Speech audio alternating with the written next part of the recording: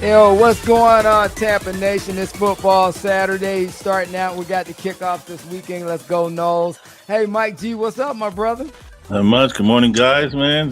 Just chilling. Welcome, Jacob, to Embrace the Powers. Nice seeing you guys. That's right. Nice meeting you guys. We got the Sensei on, Jacob, and he's a body posing coach for all kind of bodybuilders. And I read Jacob in the most weirdest place. I was in the bathroom trying to get ready for a show and learn how to pose, and he stepped in to help me out. So I thought that was pretty cool. But what I started to find out is I did some research on Jacob, and Jacob has really been grinding over the years with a lot of different bodybuilders and helping them, their craft. And then what I found out was posing is like 90% of the battle, and the lifting is the 10%, but the 90% is definitely the posing piece that you have to be perfection. So, Jacob, how are you, and how long have you been doing this, man? I'm doing great. I have been doing this almost a decade now. Wow. And you were a bodybuilder yourself at one point, right? Yeah, I mean, still a bodybuilder, not currently active right now, and probably won't compete for like maybe another 2 years. Just running through like health issues and stuff like that, getting that figured out.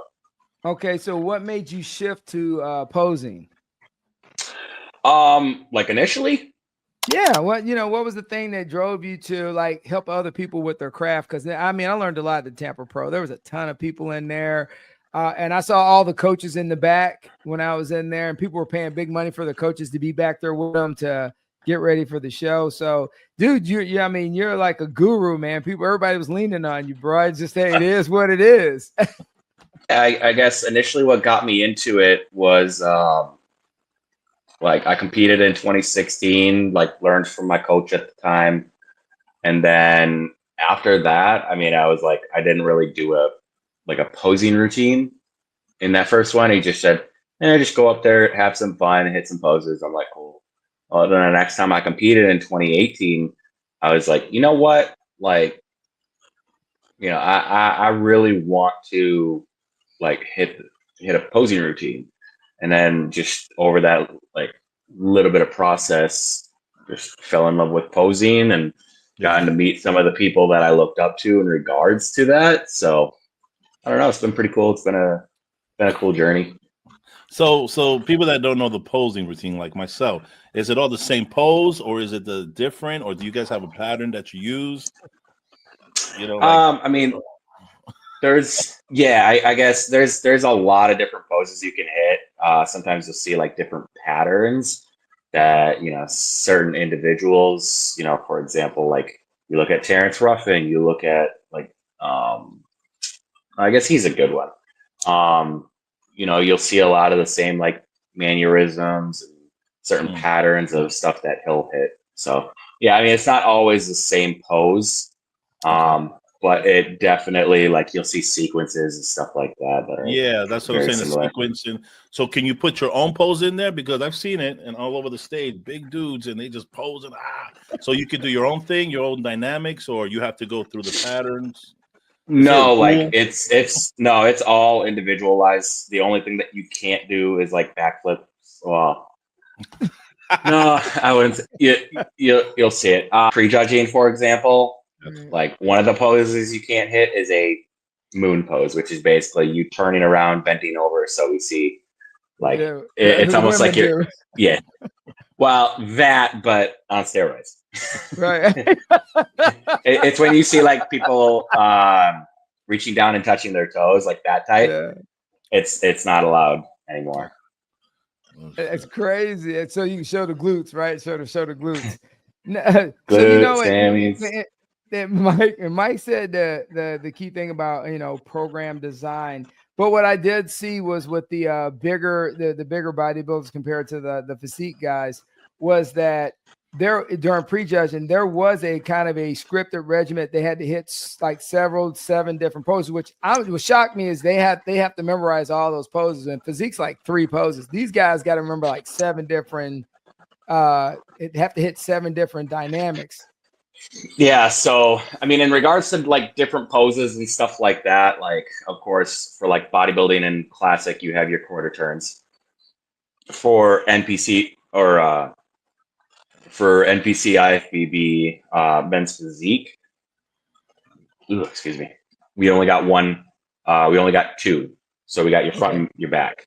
For classic physique, you have all 4 quarter turns, and then you have a front double bicep, side chest, rear double bicep, abdominal and thigh, and then you have your favorite classic, which that's where, you know, like you're seeing the 3/4 twisting double bicep, you know, all these different, like, you know, lunging poses with, you know, a front double, all the really cool ones that you'll see on, you know, like your Instagram and stuff like that. But like all the cool ones that you would see maybe like Arnold hit back in the day during like pumping iron.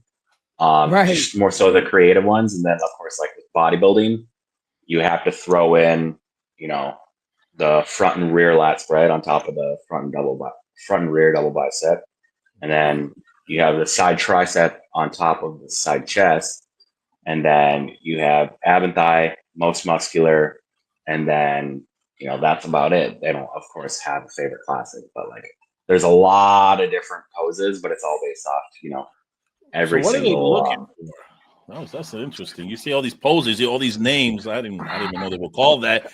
So what are they looking for? Like the cut of the muscle, you know? I mean, that's part of it. Like, I mean, to put it in a simple way to understand, it's symmetry, proportion, conditioning, and overall presentation. Of course, there's a bunch of other different stuff that they look for, but a lot of it's like balance, right? So like you can tell when, you know, you get the classic, hey, I only train upper body, you know, that's not balance. Or then you get people who might have did hockey in the past and their legs are enormous, but their upper half hasn't caught up yet, right? So, you know, in that aspect, you know, it's relative to, you know, the division, but I mean, yeah. How are you managing with your coaching philosophy first? What is that? And then how are you managing now if you do virtual posing as opposed to local posing? And where are you located? That would help. So I'm located, I guess we would say probably like 40 minutes from like Disney World. Wow. Near like, or actually Haines City, but near like Winter Haven, Lakeland. Yeah, Florida. Yeah, we know it. And then I guess my coaching philosophy, you know, just my goal is to try and give as much feedback to my clients as possible, right? That's why I have them check in with me every week. I have them send me check-ins every week, you know, because ultimately, like when it comes to coaching, like the more feedback, you know, you get as a client, the more success you're gonna have, right? But also it's like, for me, it's, you know, in that same aspect, it's also coaching or, communication. So for me, that's huge, right? Because a lot of times you, like, even with prep coaches, right? You know, you're seeing some issues with communication there. And that's something that, like, my coaching philosophy, like, if you have a question, please ask it. Okay. Right. And then, you know, I guess for me, it's just getting as much of like high level, like knowledge as possible. Cause like I said, I've been doing this for almost a decade. Right. I treat everybody the same. I don't treat, you know, never competed, doesn't know, you know, his right from his left arm or her right from her left arm. And then, you know, all the way up to Olympians, you know, like I treat them all the same. I bet I can concur because I had never posed a day in my life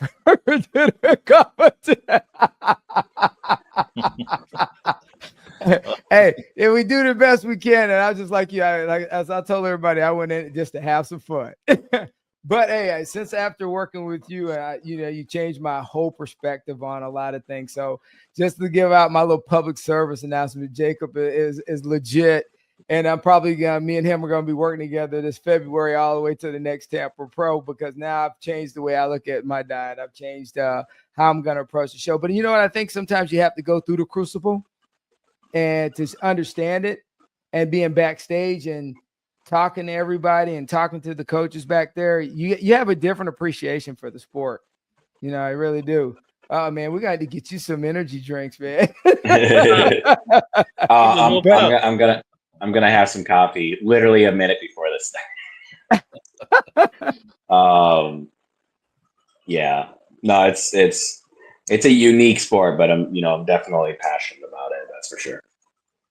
So how do you design a program for a client, man? So, what's the process? What are some of the key elements that you take if they've never done it before and, they hire you? What are some of the critical things that you do while you're designing a program? So the thing is for like posing, because I do prep coaching as well, but I have like 3 people. It just kind of fills that, lonely void in my heart for prep coaching and like, lifestyle. But like, 98% of my coaching is, online, right? Or is posing, right? So, okay, so hold on. I want to cut you off real quick, but I do because you said it's online. So before you go any further, kind of explain, how do you coach online as a posing coach? Because I did it with you, worked with you face to face, and that's a different dynamic than going virtual.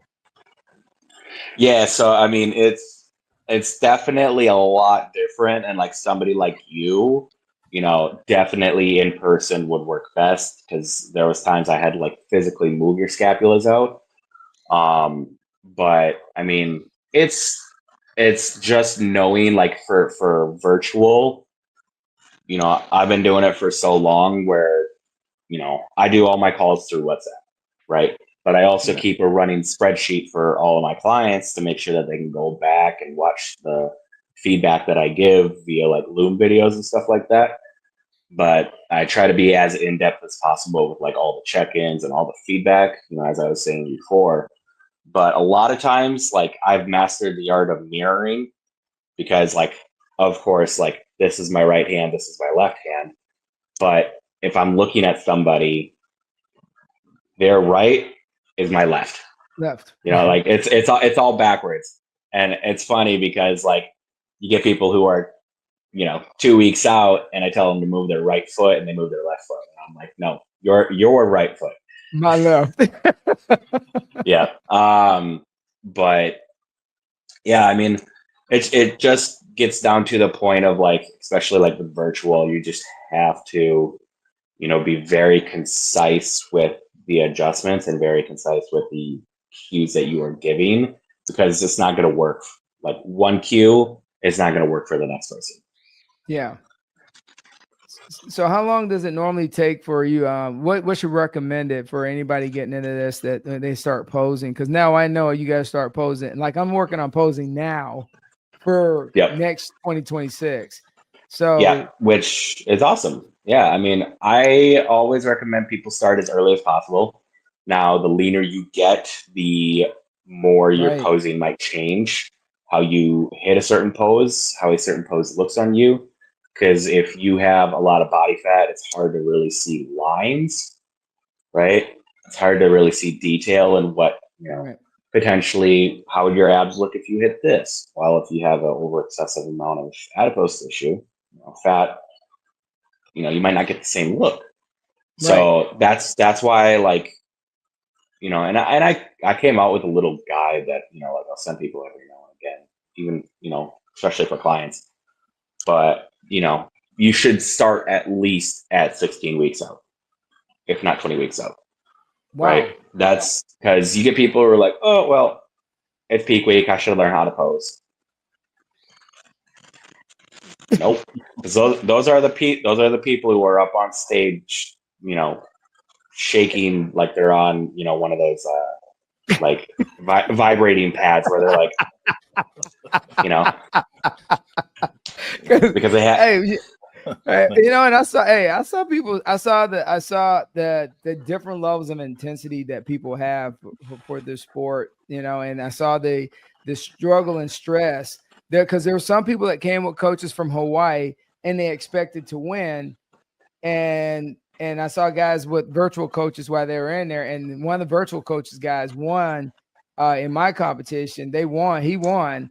And the guy that came all the way from Hawaii didn't. Boy, the stress in the poor guy's face from flying all over Hawaii to come in and try to get first place at the Tampa Pro was crazy, bro. I was just happy to be on stage. This dude was stressing. Yeah, but he also probably went to Disney afterwards. Otherwise, he wouldn't have flown all that way. He had other plans, right? Oh yeah. Oh my God. He's like, Go ahead, he's like, I'm gonna take the show and eat like shit. There you go. Does cramp play a role? Does playing, you know, when you posing, do people get cramped up there? Like, oh shit. Oh yeah, yeah. I mean, I've seen some people cramp in the almost decade that I've been doing this. During practice, I've only had 2 people cramp, and one of them was like the upper part of the hamstring right below the glute. Yeah, the Charlie horse. And like I'm like sitting there hitting a rear double, and all I see is cramp. Did it not? Yeah. Yeah. I mean, I was just thinking about that because you flex and you have to show your detail, your chisel. Yeah, but that's exactly. But that's where people. I mean, there's levels to it, right? Because you don't want to be up on stage, like I said, hitting, like a front double bicep at 100%. You'd be gassed after the first like 2 minutes. Yeah. You see. So. Yeah, so that's where, like, if you ever see people like hitting a crab most muscular, that you would hit at like 100%, right? But anything else, nope. No, like 85 to 90%. Yeah, you're gonna have issues. Yeah. Oh yeah, the thing I didn't understand is, all right, so the dehydration processes, which a lot of people don't get, is like, how often when do you supposed to start that like dehydration process? Because what I saw was everybody started doing like these different techniques once we got backstage, and I'm like, I didn't know nothing about that. They're eating sugar, they're eating this, they're eating some Skittles, or I'm like, what is going on? Well, and a lot of stuff for that. I mean, it's simple sugars, so I mean, a lot of times, like, you don't truly want to dehydrate yourself. Right. And then you hear about people like cutting out salt and stuff like that. Well, salt is a nutrient transporter, right? Water follows salt. A lot of times where you get people who are super lean and they're flat and they're not able to get that pop look up on stage. Right. They go out, have a nice burger after the show, or, they eat a lot of shit, and then they wake up the next morning and they look better than they did on stage. Show day. Right? That's true. They also had a little bit more water, but I mean, that's the thing, is so many people, and this is like old, like, stuff on what people would hear on like what you need to do. And it's like, no, like, you don't cut out salt, you don't cut out water, you manipulate it to lower it a little bit, but like show day, you're maybe drinking like 8 to 12 ounces in between meals, right? But like, you're not dehydrating yourself, right? Because that, I mean, then you're just, you're going to look flat. Like, if you're dehydrated, are you going to get a pump? No. Right. So that's why backstage you would oftentimes probably see like people like, squirting honey into their mouth, eating, rice cakes with like jelly and stuff like that, or like Snickers bars, or Reese's, Reese's Pieces was all over the place. Yeah, I did. Couldn't believe it. And and the thing is, you said one thing about the aesthetics and how it looks, and it's funny is when I went in there and they were spray tanning, I was like, "What the hell? I'm a brother. Why are they spray tanning me?" And then they're like, "Well, it helps with the definitions." But it was funny as I saw pictures, and even though I lost 50 pounds, almost 50 pounds in 7 months, I saw the different angles of where it looked thinner when I turned a certain way. So there's a lot to be said about angles when you do bodybuilding. Yeah. I mean, bodybuilding is literally illusion. Like, when it don't matter what division you're doing, like, for example, like bikini and wellness, you want your waist as small as possible, and you want your lower half as big as possible. Like, your glutes need to be, super big, and then it needs to taper into an extremely small waist, right? Wow. That's why a lot of times, like when you see girls in bikini, like they're rotating their hip out towards the judges, and then they're trying to rotate their chest. They're, you know, like they're just, the waist needs to be small. So for like guys, you know, I'm gonna look super blocky. You know, let's say in classic physique, I'm gonna look super blocky if I'm like straight on hitting a front double bicep, right? Now, if I rotate, like for example, my right foot out and I bring my left foot forward and rotate my hip a little bit, well, now we're getting into like that classic look. Hence why it's called classic physique, that more aesthetic type look. You know, so it changes per division, but you know, it's still creating balance. Every single division has their certain criteria, but you know, it's a, like when I pose with people, I see geometry. Like I see lines. It's like, okay.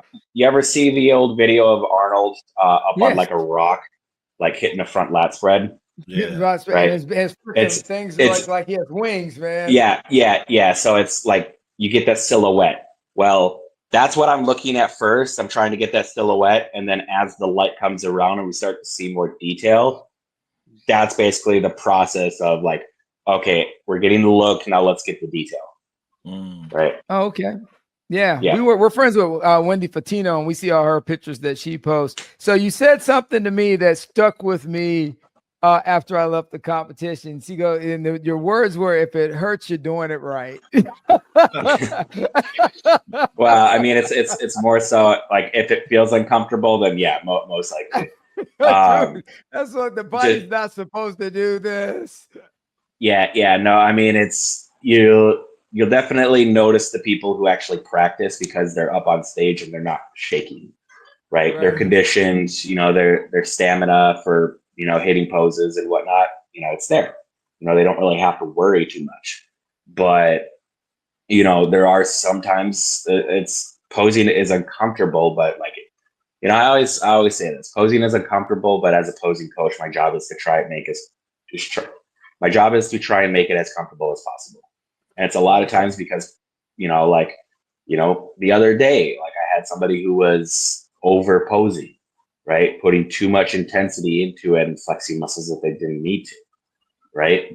And a lot of times it's not always about like flexing muscles. Like it's just like putting your, you know, limbs and stuff in the right place. And you don't really even need to focus on like, you know, flexing every single muscle. It's like, okay, like if I'm hitting a front relax, or like for men's physique, you know, you had to hit the back relax one. Which is right? rough. Yep. But you had to be open. And, you know, the one thing I told you is focus on your rear delts. Well, the rear delts, you're not flexing your entire back. Right. So, yeah, I know you remember that conversation because, again, you're flexing the middle of your back. Well, you don't want to do that. You should focus on the rear delt. So, like, you got to go. You know, the smallest rotation, like if you rotate an extra 5 degrees, it's like when you see something and it clicks into place. Like that's when I'm looking at posing, and again, it's that silhouette. So it's like, you know, imagine that competitor's silhouette is on like a moving track, right? We've probably seen game shows where they had this, right? Like their silhouette is on a moving track, and it's just, you know, the goal to try and get that competitor to hit that silhouette before it passes through, right? So, yeah, I mean, yeah. So, Mike, you got anything? Oh, go ahead, Mike. Mike, you got anything before we get out of here, man? Yeah, no, it's like an art form. You know, you have to, like you said, and so it clicked to me like, okay, silhouette. You want to have the definitions come around every time you flex. You want to see the cut of everything. So it's like a chisel of a like a Mona Lisa. Yeah. I was thinking of that. Think of it more like David, right? Yeah. There you go. And it's funny because there's actually a pose that like you can hit that kind of looks like the statue of David. Yeah, but honestly, like, you know, like you said, it's truly a art form because you look at, you know, for example, like professional, like just professional dancing, right? So, I mean, tango, fucking salsa, like all these different things. And like, you have professionals who are doing that. Well, bodybuilding, like the posing routines and stuff like that, like for classic and bodybuilding, and like even for like women's physique, and you know, just the divisions that get to like, you know, choose their own song majority of the time. It's certain federations, or they, you know, because you have natural federations and then you have enhanced or non-tested. Right. I learned that. Yeah, and some of them don't allow you to choose your own song. And then if you're an idiot and you forget to turn your own song in, guess what? You're getting house music, right?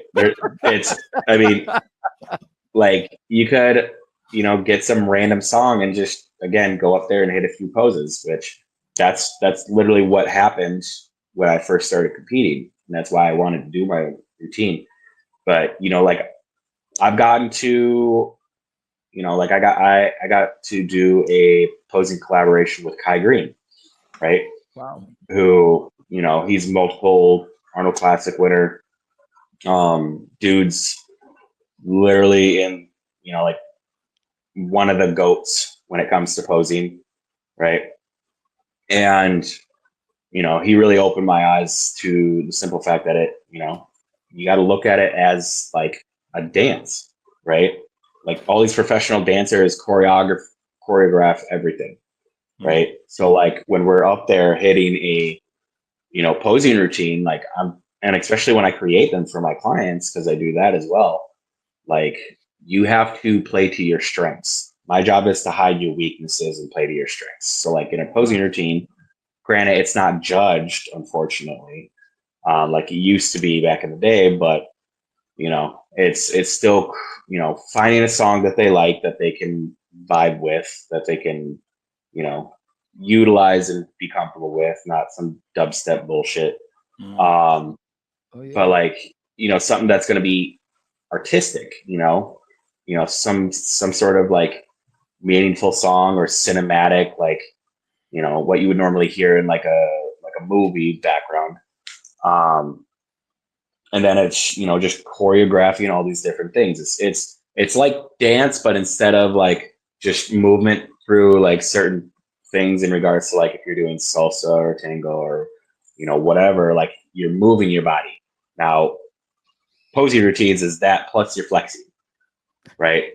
Right. So again, it's an art form, because like at the end of the day, like in that you're showing off the movement of the body, you're showing off the physique, and then in posing, like it's just that on a whole nother level. So, So what's the tan for? I just want to. I forgot to ask that. What is it? What is the spray tan? Just to bring it out? Well, I mean, for example, like I got a big ass lighting system here, right? So here's like I'm white as shit, right? And then like you're not gonna be able to see anything because it's gonna be so like the lighting is gonna be way too much. So I don't know if you've ever been on stage. That's probably not a cool direct representation, but when you are on stage, I don't know if you've ever been on a stage with stage lights on you. They're harsh. Yeah, they're hot. Right. Well, they're hot, and then it's very harsh lighting, right? Because they have to illuminate everything. Now take somebody who's completely shredded to the bone, and you know they jump up on stage and they don't have a tan on. It's literally like it's just you don't see anything. Versus like with and it's funny because you were like, I'm a brother. Why do I have to? I was like, why are you spraying me? She says, you need a touch up. I'm like, what are you talking about? Well, see, you're not gonna be like me where I need like 3 coats of fucking tan, right? But then they also, you know, it has to dry it on, and it'll have like a matte feel almost. And then, you know, they put like a glaze on you to make it like pop a little bit more. So it goes from like a matte finish to like a gel finish in a sense, kind of. But like, that's when you get up on stage and you see all these guys, like you're able to actually see all the different cuts, of the quad, of like the striations in the chest, all the hamstrings coming through. Like that's why we have it, because otherwise we just look like for me being a white guy, I'd look like Casper up on stage. They killed me with the little paintbrush, man. When I was sitting there, it's like, oh, we got paintbrush. They got the paintbrush. I'm like, man, they take this stuff serious in here. Yeah. I mean, like they'll spray you down, and then they have it where like they can take a little like rolling brush and kind of fill in the areas, or like if something gets spotty, like they had to do it to one of my posing clients this last weekend at the Mel Chansey Harbor Classic. Like, I'm like, it's starting to pull up a little bit here. We go in there and they just, hit it again, roll it out, and now it looks like all one, versus like it was starting to pull up a little bit in one area. So it's very complex, and you got to make sure you don't wear certain color clothing, because it can turn the tan green because of the reaction with it. Yeah. Oh, I'll give you the best one. Hey, disclaimer, you guys could have warned me, which I did not know. So I got spray tan, and then I didn't think nothing about it. A couple of days when my wife was gone on vacation, she came back, and I hear, what the hell happened to the toilet? I'm like, what are you talking about? And then I went, oh, she goes, damn, you got spray tan all over my. I was like, oh, I didn't know that was going to happen. Oh, yeah, so it was funny as hell. Oh, man. yeah. So, yeah. No. I always joke with people. I'm like, you can tell when I compete, one, because I look like death, and two, because like everything I touch turns to like brown or gold. And honestly, it's like I say, like, you can tell when I compete, again, because I look like death, but also it looks like I have skin cancer, because like you're sitting there, and like after, it's the best feeling ever, because like you get your tan and whatnot on Friday, you have to sleep in that tan. Yeah, no white sheets, nothing white. You got it. No. It's and I had to sleep on top of the bed with certain blankets, and you can't take a bath. You better have dark sheets. I told everybody, I was like, man, I'm going 2 days without a bath. This is brutal. Yeah, brutal. and then you get off stage, you put your shit back on, you're done. You go back to the hotel, and you just crank the shower, and then you're just like sitting there, like you have to scrub so hard that, like, it's just like just trying to like tear skin off, like you're just It is an experience, man. It is an experience. So how do people get in contact with you if they want to hire you as a coach? So if it's either for posing or it's for as you can see my Instagram popping up there, it's the.posing.sensei_official. I know you guys had a separate one up a little bit earlier, but that was my old one that got hacked. So it's at the.posing.sensei_official. And if it's prep coaching, if it's posing, reach out to me there. That's normally what I prefer. And then with prep coaching, of course, like, or lifestyle, we'll go through, we'll talk, see if we're a good fit in regards to working together, and see if it's something within the scope of my practice, or if if I think you need somebody a little bit more knowledgeable in certain areas. Well, don't worry about it, because Winter Haven's not that far from Lithia. I think you're like 45 minutes from Tampa, right? Or about an hour. So from my house, just a little bit over an hour. Because I live in Haines City, near like Davenport area. Yeah, it looks like I'm gonna have to bite the bullet and make a couple of trips a week. They're starting in February, so I'll be seeing you soon. Yeah, get your flex on. Oh yeah, hey, I'm that student you don't want to have. Yeah. I'm just gonna be like sitting there like, oh my god. Here he goes. He's horrible. But we'll work through it. Hey, we got January, we got February, March, April, May, June, all the way to August. So we got time. Good luck, Jacob. Good luck. Yeah. Thanks. I'm gonna need it. All right, hey Jacob. With that being said, man, hey, I appreciate you coming on and taking the time. And I know you had to wake up early this morning for your normal slumber, but me and Mike appreciate you coming on. Well, hey, I normally wake up at around 7, but we went to bed late, and it's Saturday, so I get to sleep in. There you go. There you go. All right. So with that always being said, me and Mike G always say when we have guests coming on, guys, subscribe, check us out, check out the Mike Voss podcast. And with that being said, we say keep it rolling.